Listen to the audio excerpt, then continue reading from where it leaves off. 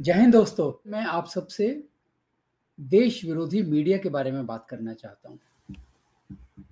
Media, जिसको भारत का चौथा स्तंभ कहा जाता है, खासकर ये जो लुटियंस मीडिया है, वो इस चौथे स्तंभ को किस तरह से गलत इस्तेमाल कर रहा है, इसकी कहानी आज आपको सुनाना चाहता हूँ।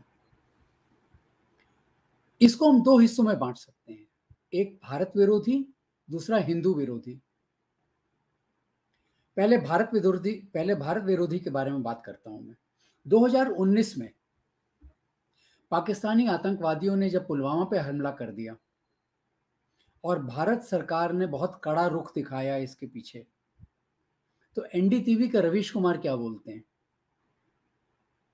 रवीश कुमार बोलते हैं कि देश की सरकार पुलवामा अटैक के मुद्दे को बढ़ा चढ़ा कर दिखा रही है क्योंकि उनको इलेक्शन में इसका फायदा होगा। पाकिस्तान ने इसका बहुत बड़ा फायदा उठाया। पाकिस्तान मीडिया ने इसको कह दिया, रवीश कुमार का ये जो वीडियो है, ये दुनिया भर में इसको प्रसारित कर दिया और कहा कि भारत के इस पुलवामा अटैक में पाकिस्तान का कोई हाथ नहीं है। ये सरकार ही अपने अपने लिए, अपनी जीत के लिए अपने ही सैनिकों को मरवा रही है। लेफ्टिनेंट जनरल मोहिंदर पुरी, इन्होंने एक पुस्तक लिखी है, कारगिल टर्निंग द टाइड। इसमें इन्होंने लिखा कि कारगिल युद्ध के दौरान बरखा दत्त का नाम सब जानते हैं। बरखा दत्त एक ऐसे पॉइंट पर जाना चाहती थी जहां पर कुछ ही चुने हुए ऑफिसर्स को जाना अलाउड था। बरखा दत्त ने अपने सोर्सेज को कांटेक्ट किया, वहां से लेफ्टिनेंट जनरल को फोन आ गया, तो उनके पास कोई चॉइस नहीं हुई, उसको अलाउ करना पड़ा। उस पॉइंट के ऊपर टाइगर हिल अटैक की स्ट्रेटेजी बनाई जा रही थी। बरखा दत्त ने उसको तुरंत लाइव कर दिया। आप विचार कीजिए, जिस समय टाइगर हिल भारत ने जीती, उस समय भारतीय सेना के जवानों का बहुत नुकसान हुआ।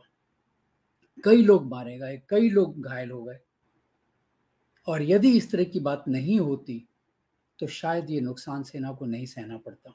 वो बोलता है, एक इंटरव्यू में उसने बोला, खासकर बरखा दत्त का नाम लिया और उसके साथ साथ कांग्रेसी नेताओं का नाम लिया। बोले भारत में कई अच्छे आदमी हैं, कई लोग अच्छे हैं, जिसमें बरखा दत्त, कांग्रेस के कई नेता। इस तरीके से एक आतंकवादी पाकिस्तान में बैठा हुआ बोल रहा है। इसका मतलब क्या हुआ कि इस तरीके के जो हमारे मीडिया के लोग हैं, ये पाकिस्तान को सपोर्ट कर रहे हैं, पाकिस्तान के फायदे की बात कर रहे हैं। नवजोत सिंह सिद्धू ये पाकिस्तान गया, पाकिस्तान में गोपाल सिंह चावला से मिला। गोपाल सिंह चावला को आईएसआई का संरक्षण है और वो हाफिज सईद से भी घुला मिला हुआ है। उस समय शेखर गुप्ता क्या बोलते हैं, द प्रिंट के शेखर गुप्ता क्या बोलते हैं? बोले गोपाल सिंह चावला तो सिर्फ भारतीय चैनल पर ही आतंकवादी है, मतलब एक्चुअल में आतंकवादी नहीं है। और सच्चाई यह है कि पंजाब पुलिस ने उसको आतंकवादी घोषित कर रखा है। हाफिज सईद के साथ उसका कांटेक्ट है। ऐसा बौद्धिक संरक्षण का फायदा क्या है? इसका नुकसान देश को हो रहा है, ये इन लोगों को नहीं समझ में आता है। हाल ही में 3 साल पहले जब कश्मीर में 370 और 35A की धाराएं हटाई गई, तो एनडीटीवी क्या रिपोर्टिंग करता है कि कश्मीर के लोग इंतजार कर रहे हैं कब कर्फ्यू हटे और कब हम भारतीय सेना से बदला लें। तुरंत पाकिस्तान ने इसका फायदा उठाया और कश्मीरी लोगों को भड़काने के लिए इसको प्रसारित कर दिया। कुलभूषण यादव, इसके बारे में सबको मालूम है, पाकिस्तान ने पकड़ लिया था, जासूस घोषित कर दिया था, इसके ऊपर मुकदमा चलाने की बात भी हो रही थी। द क्विंट क्या बोलता है? इसने एक लेख में लिख के दिया कि उनके सूत्रों ने पुष्टि करी है कि कुलभूषण जाधव एक भारतीय जासूस था, जिसे भारत सरकार और रॉ ने नकार दिया। अगर नकार दिया होता तो भारत सरकार कुलभूषण यादव का केस इंटरनेशनल कोर्ट में क्यों लड़ती। और बाद में पाकिस्तानी सरकार ने इस क्विंट की लेख के आधार पर कह दिया कि देखो हम तो कहते ही थे कि ये जासूस है, भारत का मीडिया भी कह रहा है कि ये जासूस है। बुरहान वानी की मौत जब हुई तो भारतीय सेना ने आतंकवादियों और उनसे संवेदना रखने वालों के खिलाफ कड़ी कार्रवाई करी।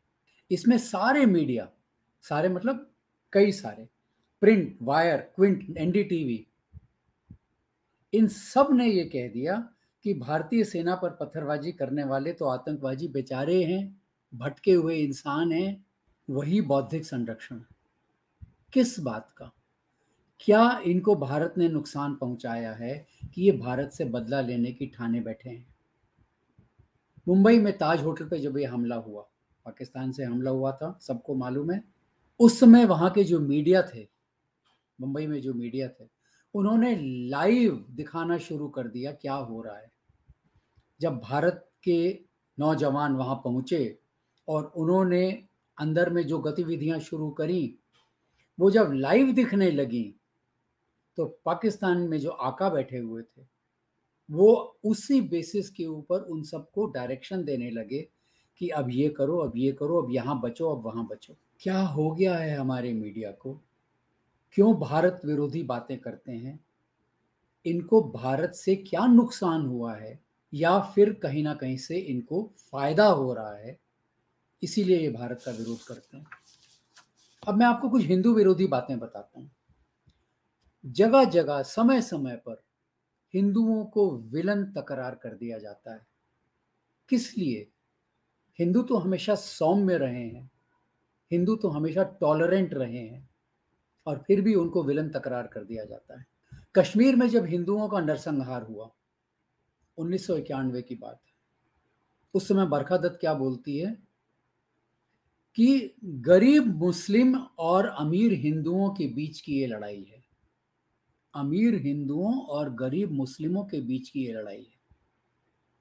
वर्षों बाद जब जब ये बात सोशल मीडिया पर वायरल हो गई, तो बरखा दत्त बोलती है मैं उस समय मीडिया में नई थी, इसलिए मुझसे ये गलती हो गई, मेरा अनुभव नहीं था। उस समय जिस समय ये उसने न्यूज दी थी, 13 वर्ष का इसका अनुभव था, 13 वर्ष का अनुभव था, और ये बोलती है मैं अनुभवहीन थी। बहाने बनाना इन सबको बहुत अच्छे से आता है। द वायर, ये जो डिजिटल मीडिया हाउस है, ये वो हिंदुओं के खिलाफ देखिए क्या क्या लिखता है, मैं बताता हूँ। जब CAA और NRC जारी करने की बातचीत हुई तो इन्होंने बोला कि हर मुस्लिम को अपनी नागरिकता सिद्ध करनी होगी, जबकि हिंदुओं को ऐसा कुछ भी करने की आवश्यकता नहीं है। सरकार ने क्लियरली बोल दिया था ऐसा कुछ भी नहीं है, फिर भी इसने इस तरीके से इस बात को भड़काया जिससे कि मुस्लिम जनता भड़कने के काबिल हो गई। 2020 में जो दिल्ली में दंगे हुए, तो इन्होंने ये आर्टिकल में लिखा कि दंगे तो जल्दी खत्म हो जाएंगे, परंतु ये हिंदुओं का मुसलमानों को खत्म करने का एक कार्य अभी आरंभ हुआ है। हिंदुओं ने तो कभी सोचा ही नहीं कि मुसलमानों को समाप्त करना है।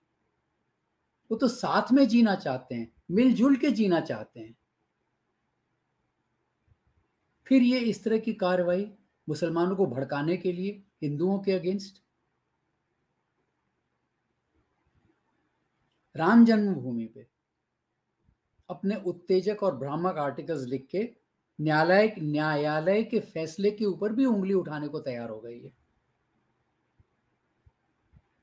विनोद दुआ, स्वर्गीय विनोद दुआ, ये हिंदू संगठनों की तुलना आतंकवादी से हमेशा करने को तैयार रहते हैं, उस समय रहते थे, और आज भी कई मीडिया हैं जो हिंदू संगठनों को आतंकवादी से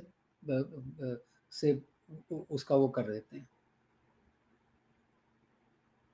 सागरिका घोष और राजदीप सरदेसाई, ये धार्मिक आस्था राम जन्मभूमि के मंदिर के बारे में हमेशा ये बोलते थे, भैया यहाँ पे तो अस्पताल बना लो, यहाँ पे तो स्कूल बना लो, मंदिर क्यों बनना चाहिए? अरे भाई, मंदिर क्यों नहीं बनना चाहिए? हमारी जो प्राचीन सभ्यता है, हमारी प्राचीन सभ्यता में राजा महाराजा जमीन, बहुत सारी जमीन मंदिरों के नाम कर दिया करते थे, जिससे मंदिर समाज सुधारक कार्य कर सकें। गुरुकुल भी चलाते थे, औषधालय भी चलाते थे, अस्पताल भी चलाते थे, और मंदिर तो चलता ही था। मंदिर सब के बीच में केंद्र हुआ करता था।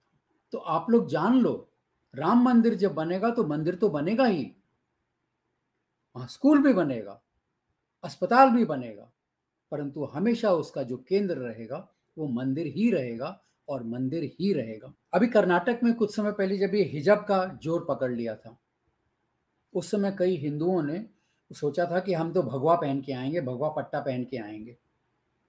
ये लोग क्या बोले, इन्होंने उन बच्चों को आतंकवादियों की तरह से तुलना कर दी इसकी। ये राणा अयूब ने आतंकवादियों से इसकी तुलना कर दी। ये वही राणा अयूब है जिसने कोविड के समय बहुत पैसा इकट्ठा किया पूरे भारत से और उसको अपने एजेंडा में चलाने के लिए काम किया, ऐसा एनफोर्समेंट डायरेक्टरेट ने कहा, अभियोग लगाया उनके ऊपर। उनको पकड़ा भी, उसके आगे क्या हुआ अभी कुछ मालूम नहीं है। दोस्तों, हमारे देश के तोड़ने वाली शक्तियां बहुत अधिक हो गई हैं, और ये अनफॉर्चुनेट है कि लुटियंस मीडिया भी इसके अंदर शामिल हो गया है। इन लोगों को क्या फायदा हो रहा है, इसके पीछे में क्या कहानी है, ये तो हमको नहीं मालूम, लेकिन विचार जरूर कर सकते हैं कि क्या हो सकता है इसके पीछे।